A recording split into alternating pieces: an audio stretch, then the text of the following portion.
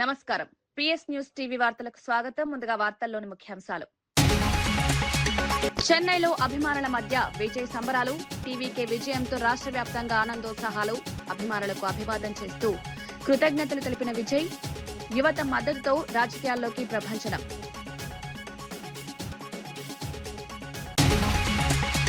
తమిళనాడు రాజకీయాల్లో విజయ్ కొత్త చరిత్ర సృష్టించాడన్న అంబటి. సినిమాల నుంచి రాజకీయాల వరకు విజయ్ ప్రయాణం అసాధారణం. ప్రజల మద్దతుతో నిజమైన నాయకుడిగా గెలుపు. తమిళనాడులో కొత్త రాజకీయ మార్పుకు నాంది.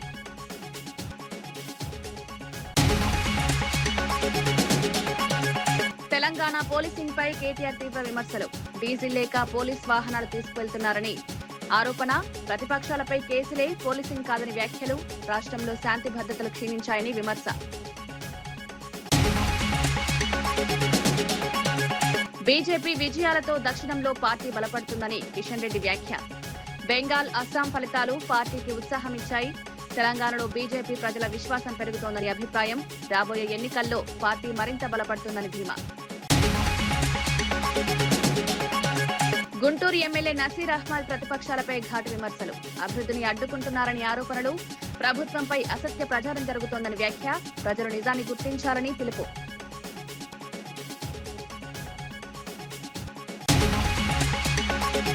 తమిళనాడు అసెంబ్లీ ఎన్నికల్లో టీవీకే అధినేత విజయ్ సరికొత్త చరిత్ర సృష్టించారని వైఎస్సార్సీపీ నేత అంబటి రాంబాబు తెలిపారు.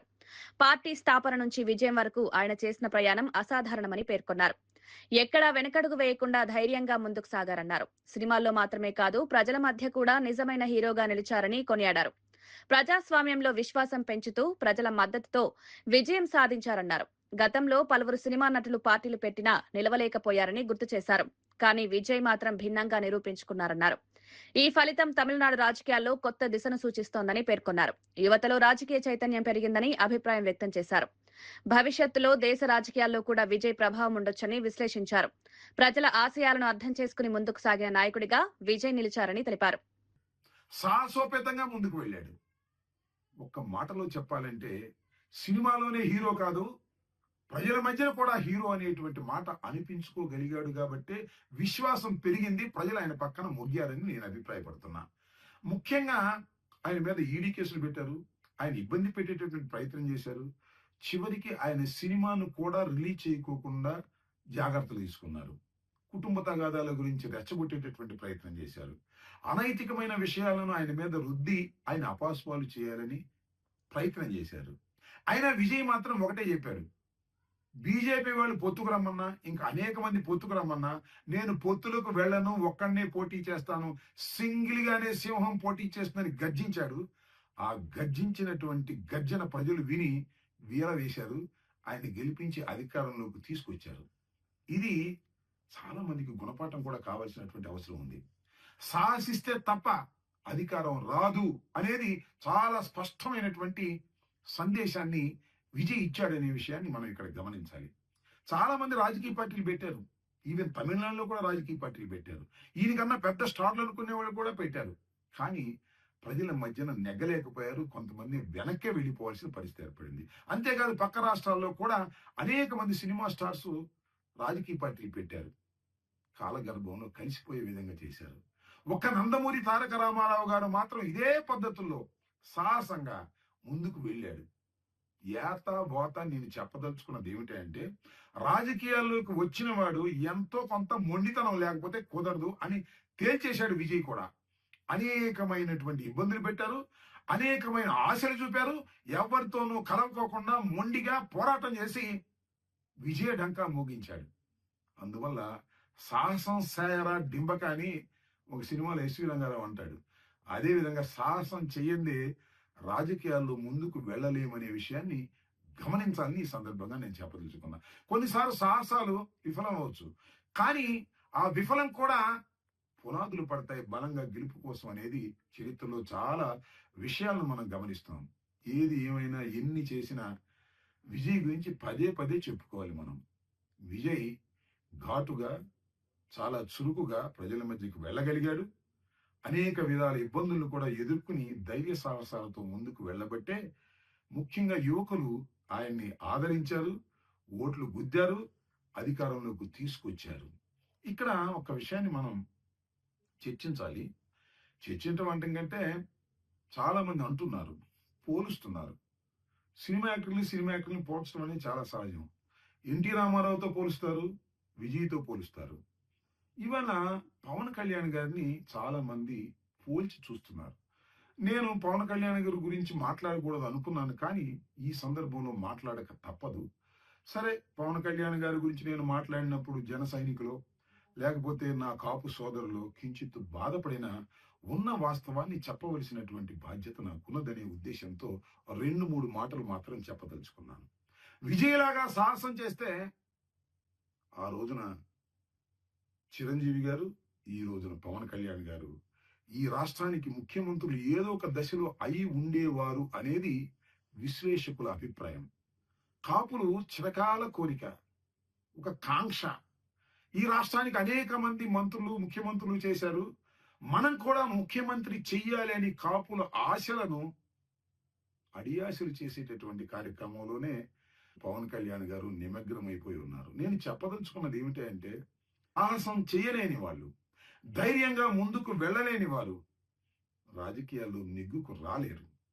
పవన్ కళ్యాణ్ గారు కూడా తమిళనాడు ఎన్నికల ఫలితాల్లో టీవీకే పార్టీ అఖండ విజయ దిశగా దూసుకుపోతుండగా అధినేత విజయ్ సంబరాల్లో మునిగిపోయారు. చెన్నైలోని తన తల్లిదండ్రుల ఇంటికి చేరుకున్న ఆయనకు అభిమానులు భారీగా స్వాగతం పలికారు. జనసందోహం మధ్య విజయ్ అభిమానులకు అభివాదం చేస్తూ కృతజ్ఞతలు తెలిపారు. కార్యకర్తలు హర్షధ్వానాలతో సంబరాలు జరుపుకున్నారు. పార్టీ విజయంతో రాష్ట్ర వ్యాప్తంగా ఉత్సాహ వాతావరణం నెలకొంది. విజయ్ నాయకత్వంపై అభిమానులు ప్రశంసలు కురిపించారు. ఈ విజయం కొత్త రాజకీయ మార్పులకు నాంది పలుకుతుందని విశ్లేషకులు భావిస్తున్నారు. టీవీకే పార్టీ భవిష్యత్తులో కీలక శక్తిగా ఎదగనుందని అంచనాలు వ్యక్తమవుతున్నాయి. యువత భారీగా ఆ పార్టీకే మద్దతు ఇవ్వడం గమనార్హం. ఎన్నికల ఫలితాలు ప్రకటించే కొద్దీ ఆనందోత్సాహాలు మరింత పెరిగాయి. విజయ్ ప్రజలతో నేరుగా మమేకమై అభివృద్ధి దిశగా ముందుకు తీసుకువెళ్తున్నామని హామీ ఇచ్చారు.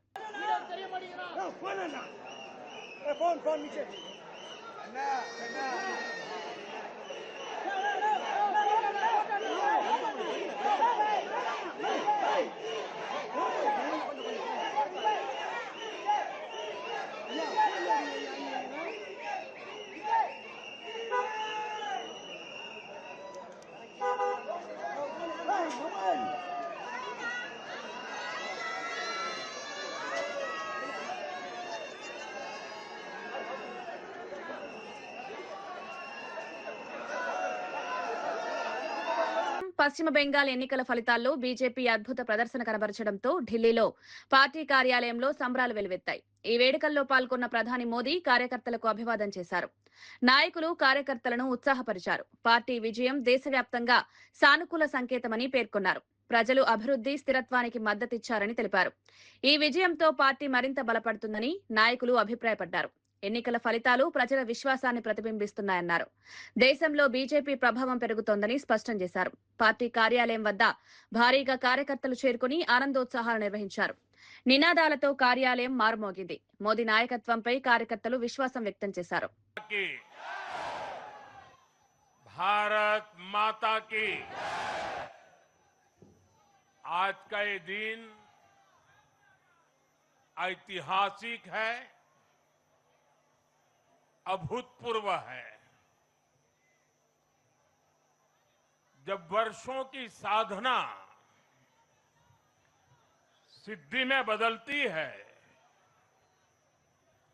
तो चेहरे पर जो खुशी होती है वो खुशी आज मैं देश भर के भाजपा के कार्यकर्ता के चेहरे पर देख रहा।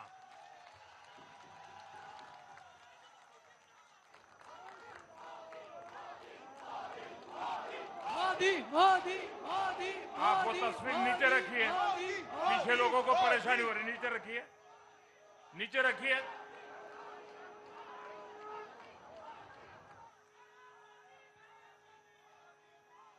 एक कार्यकर्ता होने के नाते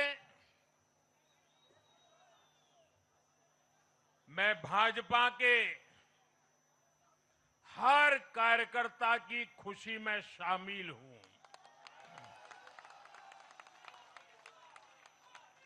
साथियों, आज का ये दिवस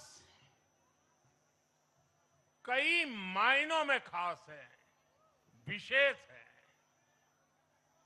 ये देश के उज्जवल भविष्य की उद्घोषणा का दिन है। ये भरोसे का दिन है। भरोसा भारत के महान लोकतंत्र पर, भरोसा परफॉर्मेंस की पॉलिटिक्स पर, भरोसा स्थिरता के संकल्प पर, भरोसा एक भारत श्रेष्ठ भारत की भावना पर।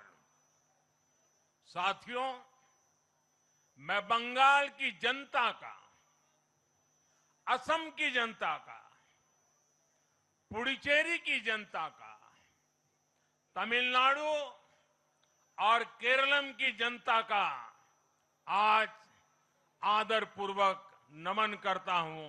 मैं उन सबको वंदन करता हूं। मैं आज बीजेपी के कोटि कोटि कार्यकर्ताओं का भी हृदय से अभिनंदन करता हूं।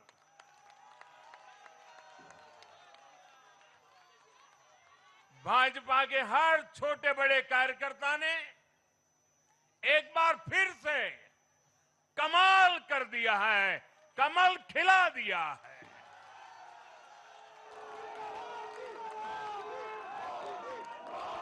आपने नया इतिहास रच दिया है।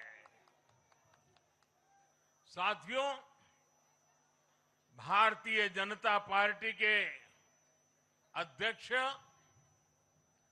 श्री नितिन नवीन जी द्वारा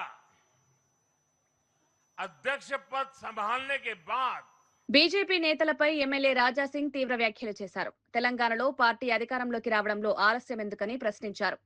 ఇతర రాష్ట్రాల్లో గెలుపు సాధించినా ఇక్కడ ఫలితాలు ఎందుకు రావడం లేదని నిలదీశారు. బెంగాల్ గెలుపు సందర్భంగా సంబరాలు చేసుకోవడం సరిపోదని అన్నారు. ఇంకా ఎన్ని సంవత్సరాలు ఇతరుల విజయాల్లో పాల్గొంటారని వ్యాఖ్యానించారు. పార్టీ నేతలు ఈగోలను పక్కన పెట్టాలని సూచించారు. రామచంద్రరావుకు స్వేచ్ఛ ఇస్తే తెలంగాణలో విజయాలు సాధ్యమన్నారు. కార్యకర్తల సంకల్పం నేర్చుకోవాలని పిలుపునిచ్చారు.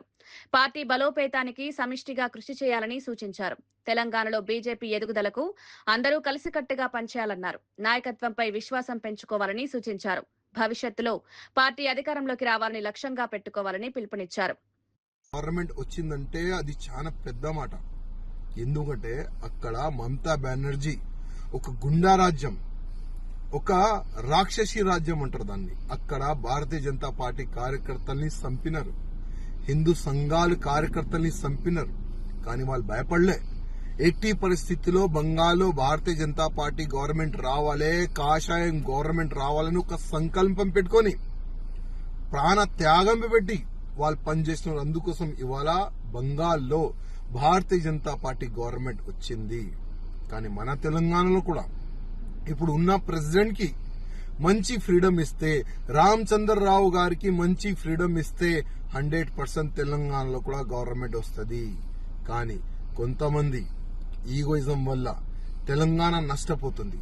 తెలంగాణలో ఉన్న భారతీయ జనతా పార్టీ మొత్తం సర్వనాశనం అవుతుంది. అదే కొంతమంది వల్లనే. నేను ఇప్పుడు కూడా రిక్వెస్ట్ చేస్తున్నా, మీ ఈగోయిజం ని పక్క పెట్టండి.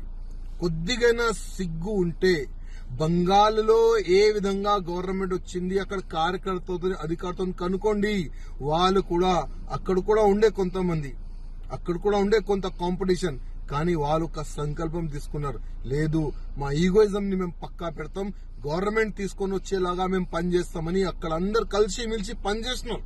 అందుకోసం బంగాల్లో బీజేపీ గవర్నమెంట్ వచ్చింది. మన తెలంగాణలో కూడా కొంతమంది నాయకులు ఈగోయిజం ని పక్క పెడితే ఇక్కడ కూడా గవర్నమెంట్ వస్తుంది, పక్క వస్తుంది.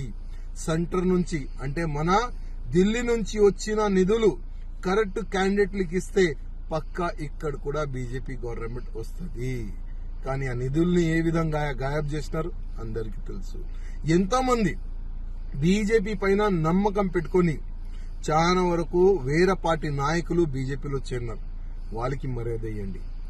ఎంతో మంది సీనియర్లు ఉన్నారు మన బీజేపీలో తెలంగాణలో, వాళ్ళకి మర్యాద ఇవ్వండి. ఎంతో మంది బీజేపీ కార్యకర్తలు ఉన్నారు, వాళ్ళ ఇంటి పని ఇడిచి మొత్తం సమయం మన పార్టీకి ఇస్తారు, వాళ్ళకి మర్యాద ఇచ్చండి. కరెక్ట్ పని చేస్తే, ఈగోయిజం ని పక్కా పెడితే 100% తెలంగాణలో కూడా వచ్చే ఎన్నికల్లో భారతీయ జనతా పార్టీ వస్తుంది. రామచంద్రరావు గారు, ఇప్పుడు మీరు భారతీయ జనతా పార్టీకి ప్రెసిడెంట్ గా ఉన్నారు. మీరు ఎవరి మాట వినకండి. ఇవాళ మీరు మీ చేతిలో ఉన్నది, ఇవాళ మొత్తం పార్టీ తెలంగాణ బీజేపీ పార్టీ అంటే మీ చేతిలో ఉంది. వాళ్ళు వీళ్ళు చేతిలో ఆడకండి, ఫ్రీడమ్ తీసుకోండి. డైరెక్ట్ ఢిల్లీ అధికారులతోని అమిత్ షా గారితో మాట్లాడి మీరు ఫ్రీడమ్ గా తెలంగాణలో పనిచేస్తే 100% వచ్చే ఎన్నికల్లో పక్కా బీజేపీ గవర్నమెంట్ మన తెలంగాణలో వస్తుంది. కేరళలో కాంగ్రెస్ ఆధ్వర్యంలోని యూడీఎఫ్ అద్భుత విజయం సాధించిందని ప్రభుత్వ విప్ ఆది శ్రీనివాస్ తెలిపారు. 10 ఏళ్ల తర్వాత కాంగ్రెస్ అధికారంలోకి వస్తోందని చెప్పారు. సీఎం రేవంత్ రెడ్డి కేరళలో 3 రోజులు ప్రచారం నిర్వహించారని గుర్తు చేశారు. విజయన్ పాలన ముగిసిందని ప్రచారంలోనే స్పష్టం చేశారన్నారు. ప్రజలు మార్పు కోరుకున్నారని పేర్కొన్నారు. కాంగ్రెస్ పట్ల విశ్వాసం పెరిగిందని తెలిపారు. ఈ ఫలితాలు దేశ రాజకీయాల్లో కీలక మలుపు కావచ్చని అభిప్రాయం వ్యక్తం చేశారు. రాబోయే రోజుల్లో కాంగ్రెస్ మరింత బలపడుతుందని ఆశాభావం వ్యక్తం చేశారు. ప్రజల సమస్యలను అర్థం చేసుకుని పరిష్కారం చూపినందుకే ఈ విజయం సాధ్యమైందన్నారు. కేరళలో అభివృద్ధి, సంక్షేమం, పునరుద్ధరణకు కాంగ్రెస్ కట్టుబడి ఉందని పేర్కొన్నారు. దేశవ్యాప్తంగా కాంగ్రెస్ పునరుజ్జీవనానికి ఇది సంకేతమని తెలిపారు. అక్కడ సీఎం విజయన్ పైన వారు చేసినటువంటి రాజకీయపరమైనటువంటి విమర్శలు, వారి హయాంలో వెనుకబడిపోయినటువంటి అంశాన్ని చెప్పే ప్రజలకు ప్రయత్నం చేసినటువంటి సందర్భంలో విజయన్ గారికి ఓ బహిరంగ లేఖను కాంగ్రెస్ పార్టీ ప్రజల పక్షాన, వారి మాటల్లో విజయన్ ఎక్స్పైరీ అయిపోయినటువంటి ట్యాబ్లెట్తోని సమానం, ఆయన శక మూసిందని చెప్పినటువంటి ప్రసంగాలతో ఓరెత్తిచ్చినప్పుడు కేరళ కాంగ్రెస్ పార్టీ నాయకుల్లో నూతన ఉత్సాహం వచ్చి ప్రజల్లో కూడా ఒక ఆలోచన వచ్చి. Guntur east MLA Mohammed Naseer Ahmed media సమావేశంలో తీవ్ర వ్యాఖ్యలు చేశారు. ప్రతిపక్ష పార్టీపై ఘాటు విమర్శలు గుప్పించారు. వారి రాజకీయ ధోరణిని ప్రశ్నిస్తూ పలు ఆరోపణలు చేశారు. ప్రజలను తప్పుదోవ పట్టించే ప్రయత్నాలు చేస్తున్నారన్నారు. అభివృద్ధి కార్యక్రమాలను అడ్డుకుంటున్నారని విమర్శించారు. ప్రభుత్వ పనితీరుపై అసత్య ప్రచారం జరుగుతోందన్నారు. ప్రజలు నిజాన్ని గుర్తించాలని పిలుపునిచ్చారు. రాజకీయాల్లో పారదర్శకత అవసరమన్నారు. అభివృద్ధి కోసం అందరూ కలిసి పనిచేయాలని సూచించారు. ప్రభుత్వ పథకాలను ప్రజలకు చేరవేయడంలో ప్రతిపక్షాలు అడ్డంకులు సృష్టిస్తున్నాయని ఆరోపించారు.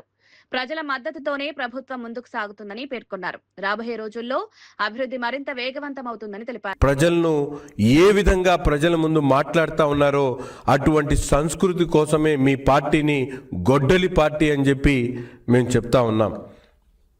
పల్నాడులో జాలయ్ యాదవ్ను చంపినందుకు గొడ్డలి పార్టీ అంటా ఉన్నాం. కావులిలో కరుణాకర్ చేపల చెరువును కబ్జా చేసి అతడి చావు కారణమైనందుకు గొడ్డలి పార్టీ అంటాం. ఒక నంద్యాల్లో అభం శుభం తెలియనటువంటి అబ్దుల్ సలాంను వేధించి ఆ కుటుంబం యావత్తు కూడా రైల్వే పట్టాల మీద ఆత్మహత్య చేసుకునేటువంటి విధంగా ప్రేరేపించినందుకు గొడ్డలి పార్టీ అని చెప్పి మీ పార్టీని ఈరోజు మేమందరం కూడా చెప్పాల్సినటువంటి పరిస్థితులు ఉన్నాయి. అంతేకాకుండా గిరిజన మహిళగా ఉన్నటువంటి మంత్రుబాయిని ట్రాక్టర్తో తొక్కిచ్చి చెప్పినందుకు గొడ్డలి పార్టీ అంటారు. నిందలు మోపి నరకం చూపించి మహానాయకుడిగా ఉన్నటువంటి కోడల శివప్రసాద్ గారిని ఆత్మహత్య చేసేటువంటి విధంగా చేసి. కేంద్ర మంత్రి భూపతిరాజు శ్రీనివాస వర్మ బెంగాల్ ఫలితాలపై స్పందించారు. బీజేపీ ఆధిక్యం సాధించడం సానుకూల పరిణామమన్నారు. ఎన్నేళ్లుగా పార్టీ కృషి ఫలితమని పేర్కొన్నారు. ప్రజలు నిజాన్ని గుర్తించి మద్దతునిచ్చారని తెలిపారు. నాయకత్వంపై విశ్వాసం పెరిగిందన్నారు. ఎన్నికల ఫలితాలు ప్రజల అభిప్రాయాన్ని ప్రతిబింబిస్తున్నాయన్నారు. పార్టీ మరింత బలపడుతుందని విశ్వాసం వ్యక్తం చేశారు. భవిష్యత్తులో మరిన్ని విజయాలు సాధిస్తామని ధీమా వ్యక్తం చేశారు. దేశవ్యాప్తంగా బీజేపీ ప్రభావం విస్తరిస్తోందని పేర్కొన్నారు. అభివృద్ధి, పరిపాలనలో పార్టీ విశ్వసనీయత పెరిగిందన్నారు. పశ్చిమ బెంగాల్ ప్రజల యొక్క విజ్ఞత అనేటువంటి విషయాన్ని సందర్భంగా స్పష్టం చేస్తూ ఉన్నాం. అస్సాంలో బీజేపీ మరోసారి ఘన విజయం సాధించింది. వరుసగా మూడోసారి అధికారాన్ని కైవసం చేసుకుని చరిత్ర సృష్టించింది. కాంగ్రెస్ కూటమి విసిరిన సవాల్ను సునాయాసంగా తిప్పికొట్టింది. ముఖ్యమంత్రి హిమంత బిశ్వశర్మ వ్యూహాలు విజయానికి కీలకమయ్యాయి. అభివృద్ధి, సంక్షేమ కార్యక్రమాలపై ప్రజలు విశ్వాసం చూపారు. ఈ విజయం ఈశాన్య రాష్ట్రాల్లో బీజేపీ బలం పెరిగిందని సూచిస్తోంది. ఎన్నికల ఫలితాలు దేశ రాజకీయాల్లో ప్రభావం చూపనున్నాయి. పార్టీ కార్యకర్తలు సంబరాలు జరుపుకున్నారు. ప్రజల మద్దతు మరింత బలపడిందని నాయకులు పేర్కొన్నారు. భవిష్యత్తులో కూడా ఇదే జోరు కొనసాగుతుందని ఆశాభావం వ్యక్తమవుతోంది. ఈ విజయం దేశవ్యాప్తంగా పార్టీకి ఉత్సాహాన్ని నింపింది. తెలంగాణలో పోలీసింగ్ పరిస్థితిపై కేటీఆర్ తీవ్ర విమర్శలు చేశారు. పోలీస్ వాహనాల్లో డీజిల్ లేక వాహనాలను తోసుకుంటూ వెళ్తున్నారన్నారు. కరీంనగర్లో దుండగులు తుపాకులతో తిరుగుతున్నా చర్యలు లేవని మండిపడ్డారు. ప్రతిపక్షాలపై కేసులు పెట్టడం మాత్రమే పోలీసింగ్ కాదని వ్యాఖ్యానించారు. సోషల్ మీడియా పోస్టులపై కూడా బెదిరింపులు చేస్తున్నారని ఆరోపించారు. చిన్న విషయాలకు జైలుకు పంపుతున్నారని విమర్శించారు. రేవంత్ పాలనలో శాంతి భద్రతలు పూర్తిగా క్షీణించాయన్నారు. తెలంగాణ పరిస్థితి బీహార్ స్థాయికి దిగజారిందని వ్యాఖ్యానించారు. ప్రజల భద్రతను ప్రభుత్వం నిర్లక్ష్యం చేస్తోందన్నారు. వెంటనే పరిస్థితిని సరిచేయాలని డిమాండ్ చేశారు. కరీంనగర్ లో దుండగులు సంచరిస్తుంటే ఏం చేస్తున్నట్టు ఇక్కడ పోలీస్ యంత్రాంగము గుడ్డి గుర్రాల పనులు దొమ్ముతున్నారా? ఏం చేస్తున్నారు? మా కార్పొరేటర్లను తీసుకొని పోయి ఎప్పుడో 20 ఏళ్ల కిందటి కేసులు పెట్టి జైళ్లలో పెట్టడం, మా వాళ్ళు పిల్లలు ఎవరైనా సోషల్ మీడియాలో పోస్టు పెడితే ఫోన్ చేసి బెదిరించడం, ఒక రీట్వీట్ చేస్తే 20 రోజులు జైల్లో పెట్టడం, ఇదేనా పోలీసింగ్ అంటే ఈ రాష్ట్రంలో? ఈరోజు ఎంత అరాచకమైన పరిపాలన, నేరాలు, ఘోరాలు, వీటి నియంత్రణలో ప్రభుత్వ వైఫల్యం వల్ల ఇవాళ శాంతి భద్రతలు అడిగంటిపోవడం వల్ల ఇవాళ మనం బీహార్తో ఉండే పరిస్థితులతో పోటీ పడే ఒక దౌర్భాగ్యపు పరిస్థితి ఈ కాంగ్రెస్ ప్రభుత్వం వల్ల, రేవంత్ రెడ్డి గారి వల్ల వచ్చింది అని చెప్పక తప్పదు. శాసన మండలి విప్ బల్మూరి వెంకట్ గాంధీ భవన్ లో ప్రెస్ మీట్ నిర్వహించారు. తాజా రాజకీయ పరిణామాలపై స్పందిస్తూ పార్టీ వైఖరిని వెల్లడించారు. ప్రభుత్వ విధానాలపై తన అభిప్రాయాలను స్పష్టంగా తెలియజేశారు. ప్రజా సమస్యలపై పార్టీ తీసుకుంటున్న చర్యలను వివరించారు. ప్రతిపక్షాల విమర్శలకు సమాధానాలిచ్చారు. రాష్ట్రంలో అభివృద్ధి కార్యక్రమాలపై విశ్లేషణ చేశారు. పార్టీ బలోపేతానికి కృషి చేస్తున్నామని తెలిపారు. రాబోయే ఎన్నికలపై కూడా వ్యాఖ్యానించారు. కార్యకర్తలు ఐక్యంగా పనిచేయాలని పిలుపునిచ్చారు. ప్రజల సమస్యలను పరిష్కరించడం ప్రభుత్వ లక్ష్యమని పేర్కొన్నారు. స్లోగన్ ఏదైతే రేవంత్ రెడ్డి గారు తీసుకొని ఎక్స్పైరీ డేట్ అయిపోయింది, కేరళ సీఎం విజయన్ కి ఎక్స్పైరీ డేట్ దగ్గర పడ్డది, ఎండ్ కార్డ్ దగ్గర పడ్డది, ఆయన వారి యొక్క రాజకీయానికి వారు చేసిన ఒక అవినీతి, శబరిమల గోల్డ్ స్కామ్ కానివ్వండి, రోడ్స్ పైన డెవలప్మెంట్ వర్క్ పైన కానివ్వండి, మోడీ విజయన్ ఇద్దరు కూడా ఒకటే, ఎల్డీఎఫ్ కి ఓటేస్తే నరేంద్ర మోడీకి ఓటేసినట్టే అని తీసుకున్న ఒక నినాదం చాలా బలంగా గట్టిగా కేరళ ప్రజలు నమ్మినట్టు ఇవాళ వస్తున్న తీర్పు ఏదైతే రిజల్ట్స్ చూస్తే చాలా స్పష్టంగా అర్థమైంది. ఎందుకంటే నేను కూడా కేరళలో ఇడికి డిస్టిక్లో దేవికులం అనే ఒక నియోజకవర్గంలో సుమారు 16 రోజులు ప్రచారంలో పాల్గొనడం జరిగింది అబ్జర్వర్గా. అది కంప్లీట్గా లెఫ్ట్ ఎల్డీఎఫ్ సంబంధించిన కాన్స్టిట్యున్సీ. తమిళనాడుకి కేరళకి బార్డర్లో ఉన్న 50% ఒక block Tamil Nadu voters, 50% block Kerala voters సంబంధించిన ఒక నియోజకవర్గం. ఆ నియోజకవర్గంలో కూడా ఎక్కడ ప్రచారం చేసినా తెలంగాణలో ఇస్తున్న గ్యారంటీస్, తెలంగాణలో పరిపాలిస్తున్న విధానం, సౌత్లో తెలంగాణ పరిపాలనను చూసి చాలా స్పష్టంగా గౌరవ ముఖ్యమంత్రి రేవంత్ రెడ్డి గారు బ్రాండ్ చూసి వారి యొక్క ఇమేజ్ కేరళలో పడి ఈరోజు కేరళలో కూడా సుమారు 95కి పైగా స్థానాల్లో కాంగ్రెస్ పార్టీ విజయడంకా మోగించింది. ఇది 100% రేవంత్ రెడ్డి గారు తీసుకున్న ఒక స్లోగన్, తెలంగాణలో చేస్తున్న ఒక పరిపాలనకి నిదర్శనం. తప్పనిసరిగా ప్రజలు ముఖ్యంగా కేరళలో కూడా అత్యధిక స్టూడెంట్స్ మన దగ్గర హైదరాబాద్ సెంట్రల్ యూనివర్సిటీలో, ఇతర యూనివర్సిటీస్లో ఇక్కడ వచ్చి చదువుకుంటారు. విద్యార్థులకి, యువకులకి మనం 67,000 పైచీలకు ఉద్యోగాలు కానివ్వండి, ఈ ఫ్రీ గ్యారంటీస్ కానివ్వండి, ఫ్రీ బస్ కానివ్వండి, ఇక్కడ చేస్తున్న డెవలప్మెంటల్ యాక్టివిటీస్ కానివ్వండి, ఇక్కడ పరిపాలన విధానం కానివ్వండి, ఇక్కడ ప్రజా పరిపాలన విధానం కానివ్వండి, ప్రజలు ఇవన్నిటినీ కూడా పరిగణలోకి తీసుకొని తెలంగాణ లెక్క తెలంగాణ వంటి పరిపాలన కేరళ రాష్ట్రంలో కూడా కావాలని చెప్పి ప్రజలు కోరుకొని దాంట్లో గౌరవ ముఖ్యమంత్రి గారు చాలా స్పష్టంగా బలంగా గట్టిగా ఎల్డీఎఫ్కి నరేంద్ర మోడీకి, విజయన్కి నరేంద్ర మోడీకి మధ్యలో ఉన్న ఒక వారి యొక్క స్నేహాన్ని, వారి యొక్క పొత్తును కూడా చాలా బలంగా గట్టిగా చెప్పగలిగినాం. కాబట్టి ఈరోజు అదొక కీ ఫ్యాక్టర్ లెక్క పరిగణలోకి తీసుకొని కేరళలో కాంగ్రెస్ పార్టీ అధికారంలో రావడం జరిగింది. ఈరోజు ఇతర రాష్ట్రాల్లో వచ్చిన ఫలితాలు ఏవైతున్నాయో, తమిళనాడులో వచ్చిన ఫలితాలకి ఆడ ఉన్న పరిస్థితులలో భారతీయ జనతా పార్టీ నాయకులు మేమేదో చేసినామని చెప్పి వారు హెచ్చులు గొప్పలుగా మాట్లాడుకుంటారు. కానీ తమిళనాడులో కనీసము వారు ఒక్క స్థానంలో కూడా ఈరోజు ఖాతా తెరవలేని పరిస్థితి. కాంగ్రెస్ పార్టీ సుమారు 5 స్థానాల్లో తమిళనాడులో కాంగ్రెస్ పార్టీ గెలిచింది. సరే, అక్కడ ఉన్న పరిస్థితుల 2 ప్రాంతీయ పార్టీలకి ప్రత్యామ్నాయంగా కొత్త పార్టీ ఆవిర్భవిస్తే ప్రజలు దానికి అవకాశం, ఒక సింగిల్ లార్జెస్ట్ పార్టీగా అవకాశం కల్పించడం జరిగింది. అండ్ చాలా స్పష్టంగా బెంగాల్లో కానీ అస్సాంలో కానీ డీలిమిటేషన్ కానివ్వండి, దానితో పాటు ఎస్ఐఆర్ వారు చేసిన విధానం కానివ్వండి, ఎలక్షన్ కమిషన్ చేసిన విధానం అనేకమైన లోపాట్ల వల్ల అక్కడ ఉన్న స్థానిక పరిస్థితుల యాంటీ ఇన్కంబెన్సీ వల్ల కొంచెము భారతీయ జనతా పార్టీకి లాభం చేకూర్చే విధంగా రిజల్ట్స్ ఉన్నాయేమో. కానీ తప్పనిసరిగా సౌత్లో మటుకు ఏదైతే భారతీయ జనతా పార్టీ కలగన్నదో, సౌత్ ఇండియాలో పాగా వేస్తాము, సౌత్ ఇండియాలో బలంగా మేము ఏర్పడతామని చెప్పి వారు అనుకుర్రో, తెలంగాణ, కర్ణాటక, ఇవాళ కేరళ, తమిళనాడులో కూడా ఏర్పడింది ఒక ప్రాంతీయ పార్టీయే. ఎంత చేసినా కూడా సౌత్ ఇండియాలో భారతీయ జనతా పార్టీ ఏదో పాగా వేయలేదని చెప్పి చాలా స్పష్టంగా సౌత్. ఈనాటి వార్తా విశేషాలు మరో బులెటిన్లో మళ్ళీ కలుద్దాం. నమస్కారం.